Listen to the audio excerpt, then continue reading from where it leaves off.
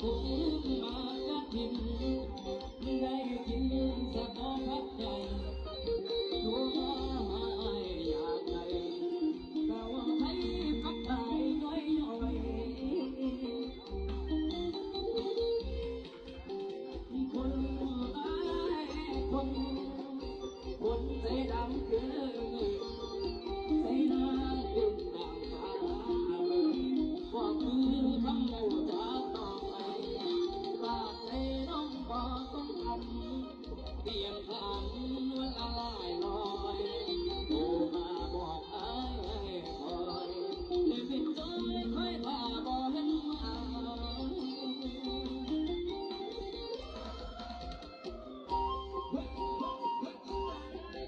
ทั้งที่ก็จะได้จับเลือกละครตัวอายุก็แม่ดังมีเนาะโอ้เป็นตาเสียบเนาะเราคุณเสือจักจองตรงนี้เนาะจักจองตรงนั้น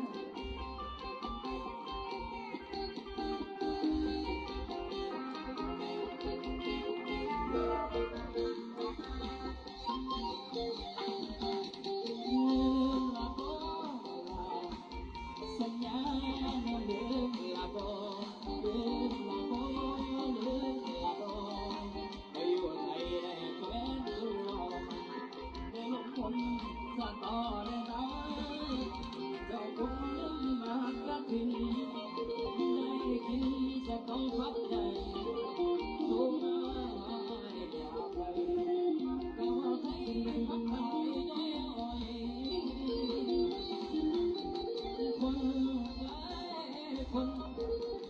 คนใจดำคือมือ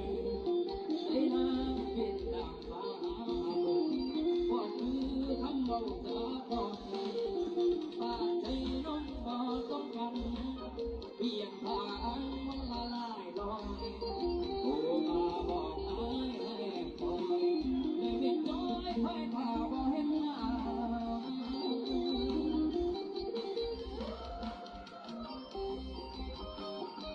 ไปอยู่ข้างไทยลืมอ้ายใช่ไหม